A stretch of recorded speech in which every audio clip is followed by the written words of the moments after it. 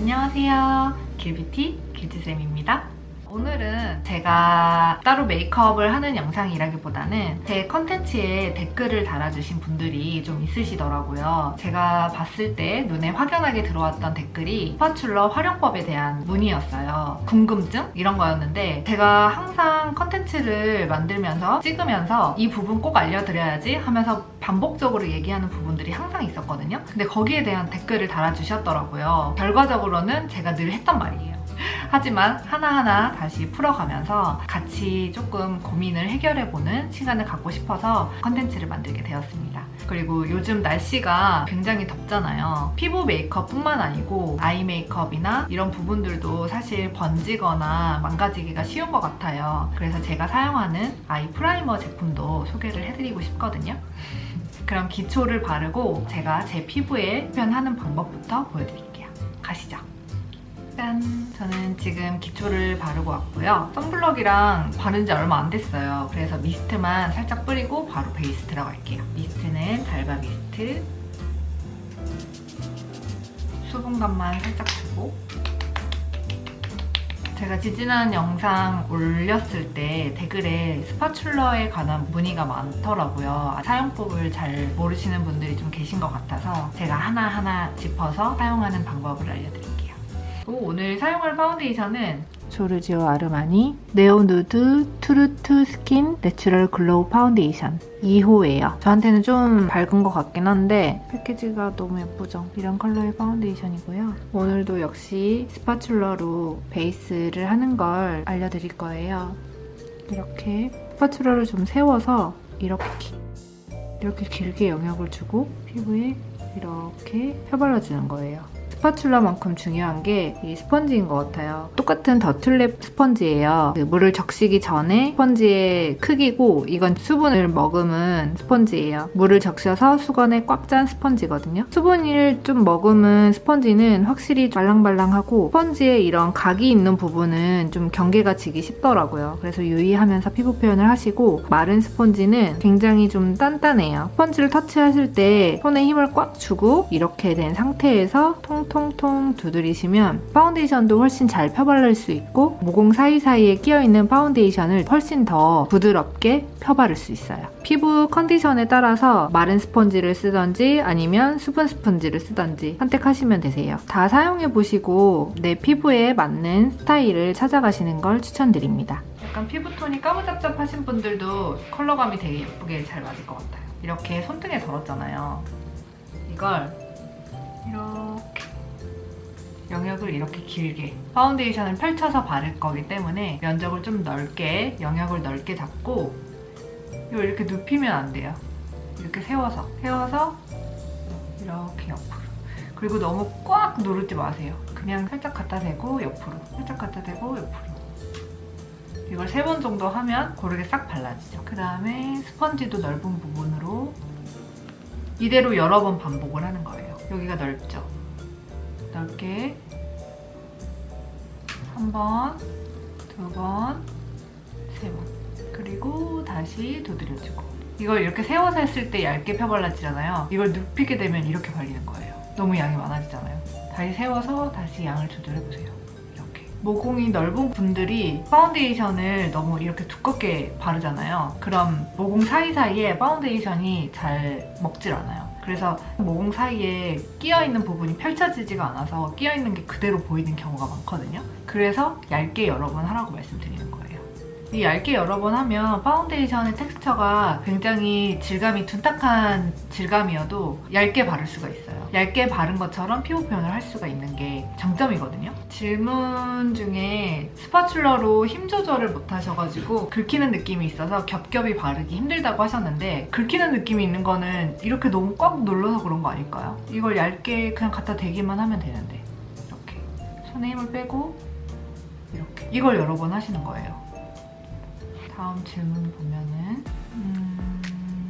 얇게 까는데 모공 사이사이에 끼는 느낌이 든다는 거는 잘 못 펴 바르신 것 같아요. 이걸 두껍게 이렇게 바르게 되면 모공에 끼거든요. 얇게 발랐다고 생각하시는데 그게 두껍게 발려진 것 같아요. 그리고 이렇게 두드린 이 스펀지에 남아있는 여분으로 콧볼, 눈두덩이 이런 부분들을 발라주는 거예요. 저는 처음엔 이 수분 스펀지를 쓰다가 모공에 대한 얘기를 하다가 이 마른 스펀지로 바꿨거든요. 모공이 끼이는 것 같은 걸 잘 펴발라줄 때는 스펀지 사용을 할 때 적시지 않은 스펀지를 사용했을 때 모공 부분이 더 잘 펴발라지거든요. 제가 지금 촉촉하게 적신 스펀지를 사용했을 때는 촉촉하게 발려지긴 하지만 모공 부분을 쉽게 펴발라지지가 않는 느낌이 들었어요. 그래서 물을 적시지 않은 스펀지로 펴발라봤거든요. 그랬더니 훨씬 그 끼인 부분들을, 이게 굉장히 지금 얇게 펴발랐잖아요. 이렇게 얇게 펴바르고 물에 적시지 않은 스펀지로 펴발라볼게요. 거울을 가까이 보고 확인을 할게요. 이 피팅되는 게 정말 좀 달라요. 그리고 손에 힘을 꽉 주고 스펀지를 그냥 이렇게 두드리지 말고 꽉 주고 이 모공 사이사이 파운데이션을 정말 밀어낸다고 생각하지 말고 약간 튕기듯이 밀어내듯이 그거의 중간. 진짜 모공 사이사이 낀 게 다 없어요. 이렇게 조절을 하시는 게 모공에 끼이지 않는 방법인 것 같아요. 그리고 다음 질문. 오른쪽으로 스파츌러 사용하는데 왼쪽 역방향으로 하면 뜨는 것 같아요. 미간 부분은 바르기가 어렵다고.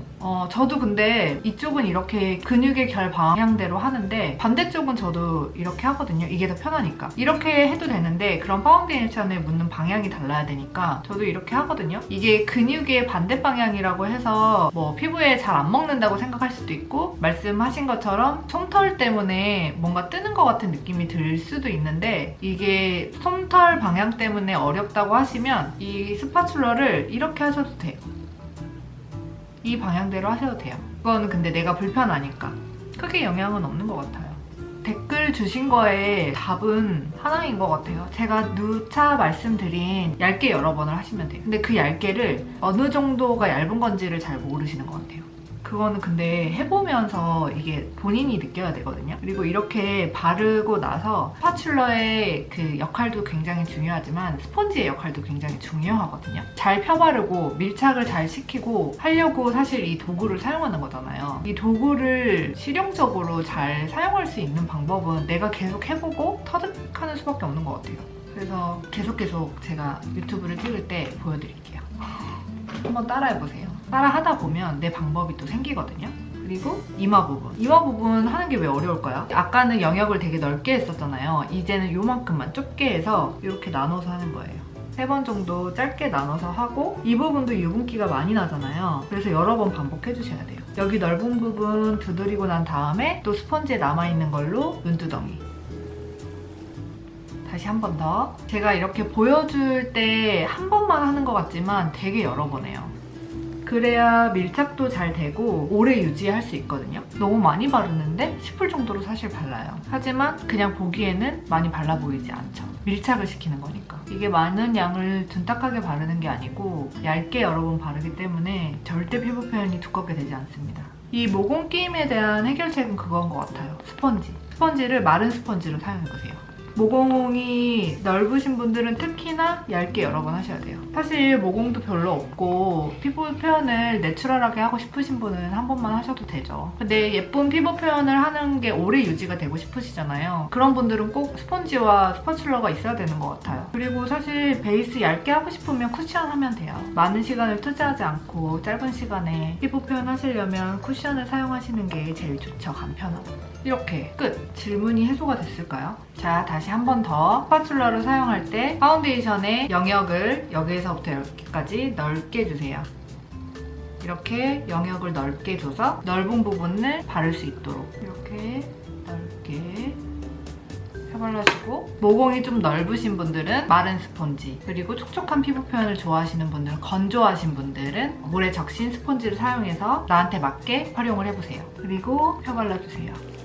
펴발라주고 반대 방향은 이렇게 하시는 거 전혀 상관없어요. 이게 솜털이 역방향이라 너무 뜨는 것 같은 느낌이 들면 반대로 하셔도 괜찮아요. 근데 사실 그 정도까지 스펀지로 눌러주니까 그런 부분은 걱정 안 하셔도 돼요. 하지만 기분이 좀 그렇다 하는 분들은 이렇게 하셔도 상관없어요. 이렇게 두드려준 다음에 여기 이 부분이 사실 모공이 좀 넓잖아요. 이 부분은 작은 거울로 자세히 보셔야 돼요.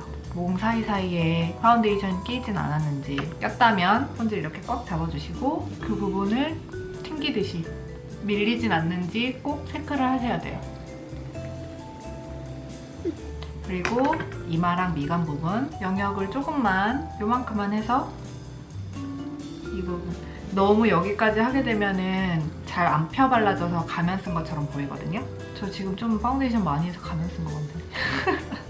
이 정도만 바르고 두드려주세요. 그리고 여기 좀 부족한 것 같다. 그럼 다시 한번. 그리고 스펀지에 남아있는 부분으로 눈두덩이. 저 지금 보여드리느라고 파운데이션을 많은 양을 발랐잖아요. 이 양 조절을 또 어떻게 하냐면 여기 스펀지 이 부분을 사용했잖아요. 이 뒤집어서 반대쪽은 깨끗하죠. 그리고 여기 옆부분 이런 부분들로 좀 양을 덜어내고 싶은 곳에 두드리는 거예요. 일단은 눈두덩이 깨끗한 부분으로 눈두덩이 눈썹 사이사이 스펀지에 힘을 꽉 주셔야 돼요. 그리고 눈 밑부분 여기 보면 코 떴거든요. 코 부분 모공 처리가 잘 안 됐는데 아까 사용했던 이 부분으로 다시 이거는 겉도는 파운데이션이라고 생각하면 돼요. 이거는 어차피 떨어져 나갈 파운데이션이어서 이렇게 두드렸을 때 스펀지에 많이 묻어나는 거는 밀착이 되지 않은 파운데이션이에요. 그래서 부담 없이 닦아내시고 이제 여기에서 커버가 필요한 부분은 컨실러를 사용하시는 게 좋아요. 이렇게 스파츌러에 관한 부분은 해소를 해드릴 수가 있는 것 같아요. 제가 아는 부분에서는 긁어내는 느낌이 드는 거는 힘을 너무 세게 줘서 그런 거예요. 꽉 누르지 말고 힘을 빼고 옆으로 이렇게 한번 스파츌러 활용해보세요. 저는 개인적으로 스파츌러를 사용했을 때 편해서 말씀드린 거고요. 이게 불편하시면 기존에 사용하시던 대로 손으로 하셔도 되고 그리고 브러쉬를 사용하셔도 되고 하셔도 돼요. 여기에서 이제 그 모공 끼임이나 이런 조절은 스폰지가 더 중요한 역할을 하는 것 같아요. 피부 표현은 여기까지. 짠! 저는 눈썹을 그리고 왔습니다. 글로스도 살짝 발랐어요. 또 댓글에서 문의를 또 주셨던 게 제가 사용하는 아이 프라이머를 궁금해 하시더라고요. 제가 평소에 콘텐츠를 찍을 때 활용했던 프라이머는 맥 아이 프라이머였고요. 제가 샵에서 늘 사용하는 사실 프라이머는 이 제품이에요.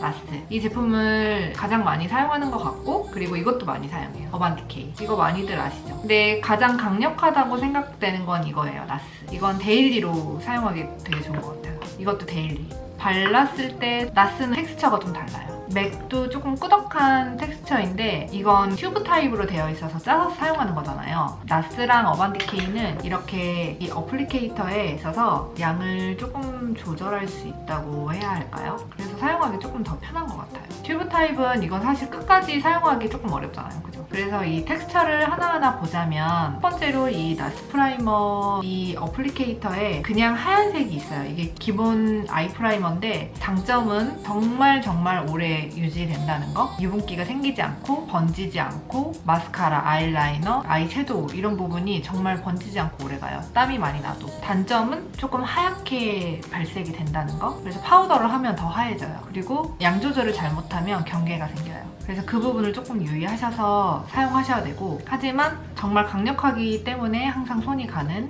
제품이에요. 그리고 같은 나스 제품인데 이건 이렇게 컬러가 있어서 이것도 활용도가 굉장히 높아요. 이건 제가 주로 사용해드리는 편은 남자분 그리고 조금 피부가 까무잡잡하신 여자분. 왜냐면 이게 그 섀도우 발색이 굉장히 잘 돼요. 처음에 사용했던 이 그냥 하얀색은 섀도우 발색이 잘 되는 느낌보다는 정말 강력한 워터프루프 기능을 한다는 느낌이 있거든요. 근데 아이섀도우 베이스는 섀도우를 올렸을 때 컬러감도 굉장히 발색도 잘 되고 워터프루프 효과가 있고 근데 피부가 굉장히 하얀 분들한테 사용하기에는 오히려 이 베이스 컬러가 어둡기 때문에 피부가 조금 하얀 분들은 그냥 깨끗한 걸 사용하고 좀 남자분이나 아니면 피부가 까무잡잡한 분들은 제가 이걸 사용하거든요. 요즘은 이걸 더 많이 사용하는 것 같아요. 또 어반디케이도 마찬가지예요. 이게 기본 아이템, 이게 컬러감이 있는 아이템. 데일리로 사용하기에 괜찮은 것 같아요. 이것도 컬러감이 있어요.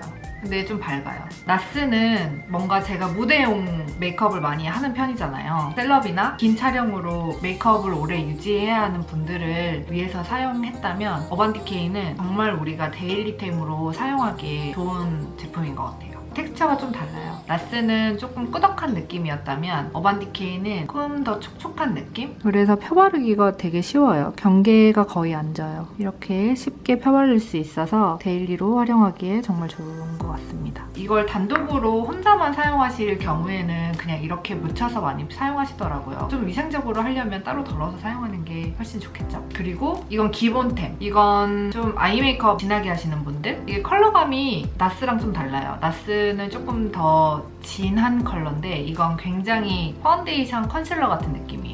그래서 조금 밝아요. 여자분들 아이 메이크업 진하게 하시는 분들은 이거 사용하시고 그냥 데일리템으로는 이게 굉장히 무난한 것 같아요. 그리고 제가 사용하는 이 맥도 괜찮아요. 이것도 양 조절을 잘못하면 경계가 생길 수 있고 조금 하얗게 발색이 될 수가 있거든요. 그래서 정말 소량만 쓰셔야 돼요. 제일 외곽 부분에 뭉칠 수 있거든요. 잘 조절하셔야 돼요. 그리고 약간 끈적이는 느낌이 있어서 파우더 처리를 꼭 하시는 걸 추천드려요.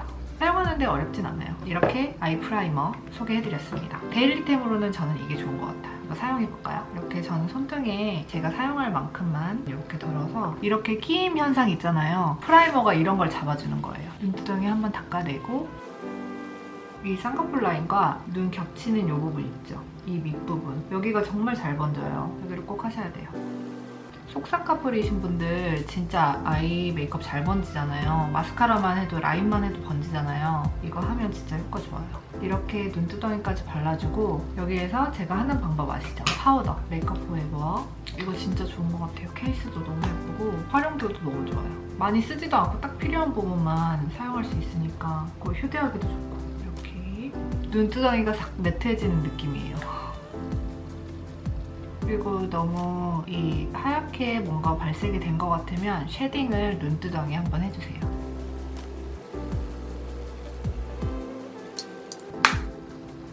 진짜 메이크업 한 거 없는데 뭐 한 거 같죠? 립이라도 바를까요 오늘? 오늘 너무 메이크업 안 했죠? 또 그냥 이 촉촉한 느낌으로 하고 싶은데 어뮤즈 뷰 벨벳 생장미 짠! 오늘 이렇게 피부 표현하는 방법 그리고 도구를 활용한 피부 표현하는 방법 여름철에 메이크업이 번지지 않는 아이 프라이머를 소개하는 영상을 만들어 봤는데요. 어떠세요? 도움이 되었나요? 오늘도 길뷰티 채널을 보시고 메이크업 하는데 도움이 되었으면 좋겠습니다. 그럼 저는 다음 영상으로 돌아올게요. 오늘도 예뻐지세요. 안녕!